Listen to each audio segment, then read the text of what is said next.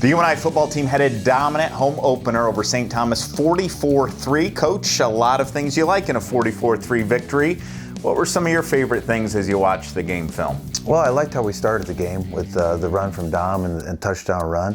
And then right away we got the intercept on defense, so we started out fast. And then towards the end, I thought we picked it up and did some good things in the run game towards the end of the game. Good to be at home? Oh, it's excellent to be at home. It was so nice to see recruits and their parents. It was so nice to come out of the dome. And actually what I remember is when the garage door came open, the tunnel of the band. Because last year it was like open the garage, you ran out to an empty space. And the tunnel was back. And it's the little things that you didn't notice that you recognize when you start doing this again.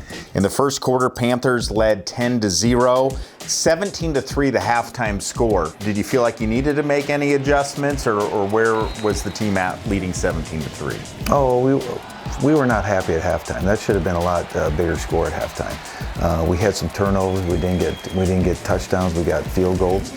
We shot ourselves in the foot sometimes on penalties, and we were not at all happy at halftime with where we're at 17-3. So there was some frustrating moments that we had to get cleaned up.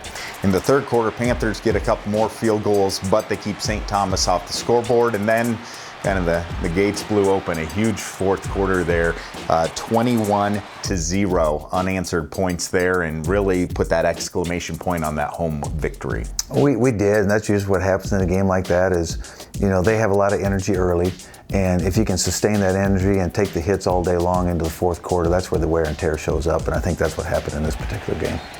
386 total yards of offense, perfect balance, 193 rushing, 193 passing for your squad. It was balanced, it was good. I felt it should be 450 to 500 with what was going on out there. And so we are definitely going back and looking at all these things. What was great about the first three games, the three non-conference games, is we played a very good Iowa State team, found out what we were, went out to Sacramento State on the road, found out about our football team again, and then got to come home and play some guys that we hadn't got to play to find out where they're at. Now we go into an open date, so the non-conference served its purpose probably better than it has in years. Yeah, it hasn't always set up this nicely for you. No, it's usually we're fighting to win games on the road, trying to, you know, we're always playing top 20 teams back and forth, and you're playing, you're hurt and you're nicked up a little bit.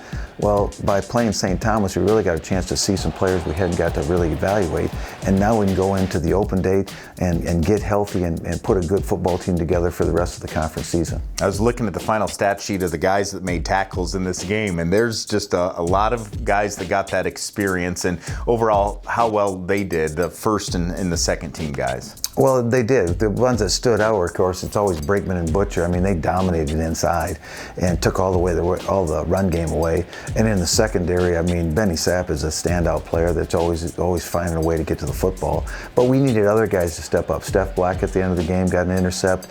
DeMarcus Governor was out there, and he got some reps that we got some confidence in him. So there was a lot of guys that got on the field that we needed to get out there to get that confidence, and they needed to get playing experience to have the confidence. Rushing the football, Dom Williams, 7 carries for 73 yards. That's a 10.4 yard per carry average.